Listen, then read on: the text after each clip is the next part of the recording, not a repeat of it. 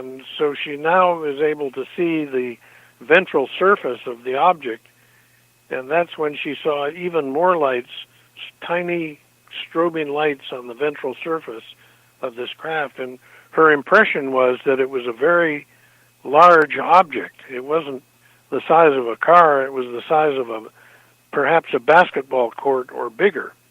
Oh, my word. And it was very good report. And it was close enough to her that she said that she could see the ventricle surface when the thing banked. Now, that's a pretty close sighting. Yeah. And it had lights on the corners. And if people would like to see an illustration from the witness, they can go to our homepage at ufocenter.com and see her excellent illustrations. The woman's a photographer and a computer specialist. She's done a very nice computer rendition of what the object looked like. So it's a very interesting case, and I've been getting reports like hers on a regular basis. Dark or partially lighted, subdued lighted objects that are either triangular or rectangular in shape that have the ability to apparently to hover motionless in the daytime or nighttime sky and then go streaking off. So without any noise, it sounds like, as well. Yep, totally silent, she writes. Couldn't hear a thing. So, oh my goodness. Okay. Here's another one. This one comes from, this is a little bit different type of case from what I've been addressing tonight. This comes from Gastonia, North Carolina, 9:50. This is the 4th of January, 2019. So this is last night, about 24 hours ago. Gentleman and his wife were standing outside, and they saw what they estimate to have been approximately 100 self-luminous objects that looked like stars that were moving across the sky at a significant rate. Clearly not satellites, not aircraft, not meteors, of course.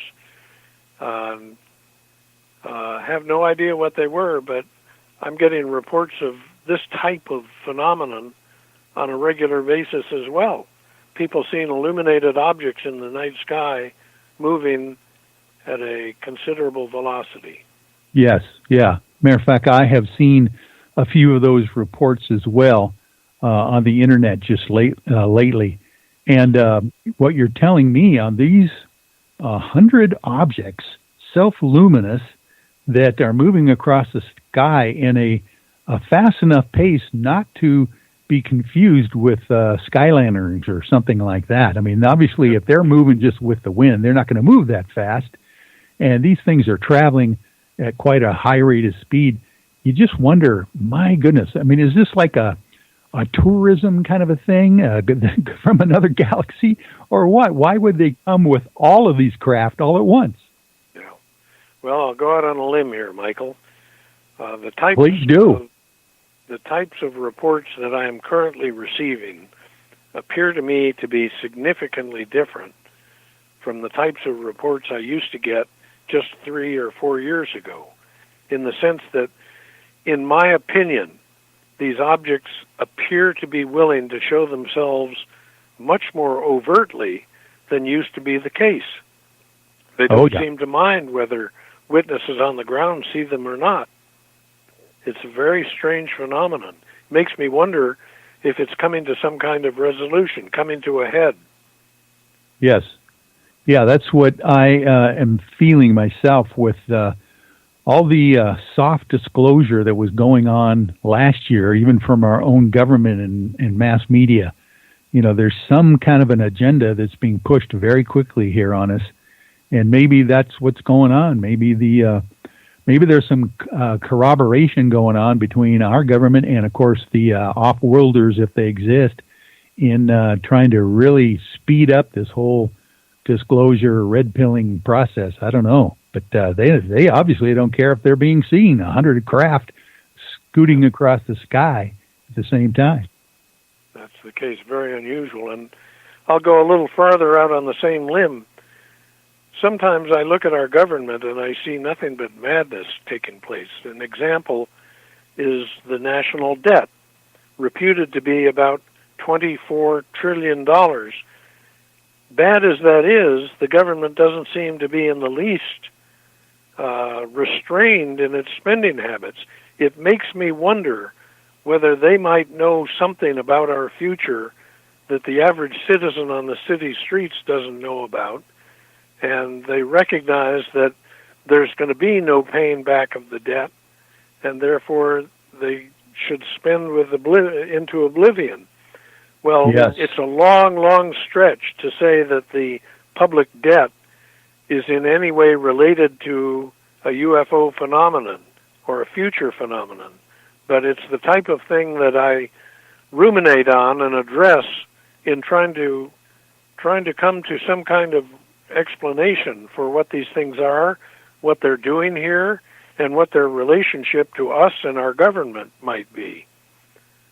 Yes, So, exactly. I think you're right on track there with that thinking, Peter. I mean, it just doesn't make any sense that the economy is teetering on the verge of destruction, and the debt is out of control, and they don't seem to be even kind of giving it a nod or trying to figure out if there's anything to do. Obviously, they know something, I think, that we don't know, and whether that's tied into massive disclosure that's coming down the road here very quickly, or off-worlders just showing up and something totally to make the debt irrelevant.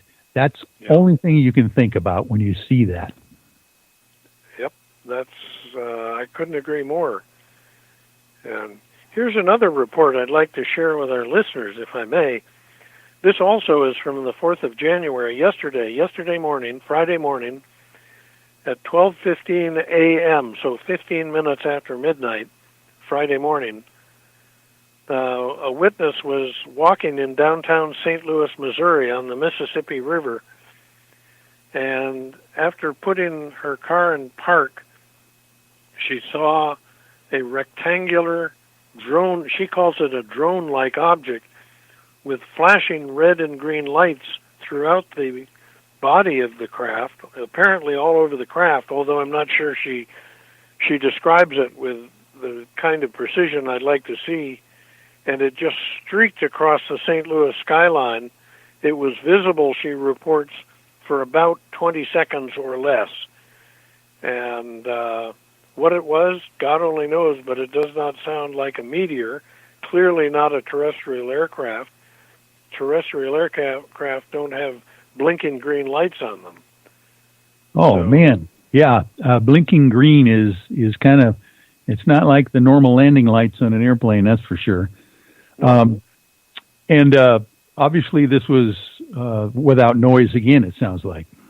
Yep, totally silent. Man. And I'm getting reports tonight as well. Really? Another report from North Carolina. I'll have to open my my email program to read it. I read it just before the program, and I didn't commit it to memory well enough to be able to describe it in detail, but it's from the eastern part of North Carolina. A gentleman saw, I think it was 8 orange objects, again, these orange objects that everybody's heard me talk about for so many years, hovering in the night sky off the east coast of North Carolina. Get a lot of reports from North and South Carolina of this type of report, the nature of a report. Yeah.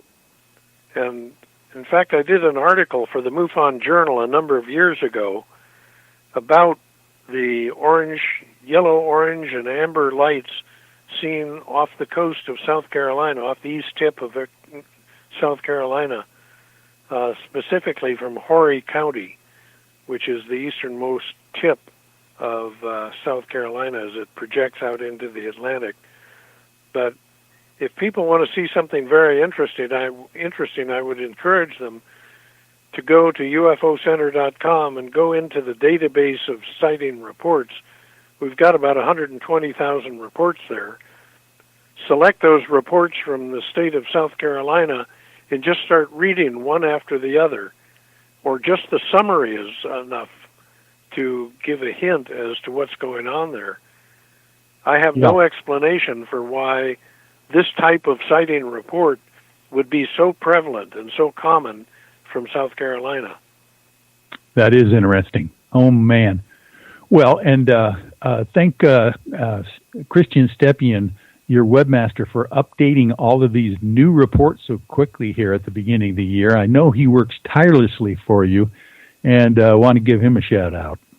Yeah, he's been a pro bono, gratis webmaster since 1995, and he always does it with a smile, and he does it very efficiently. So I couldn't have found a better person on this planet to serve as webmaster for the National UFO Reporting Center, Christian Stepien.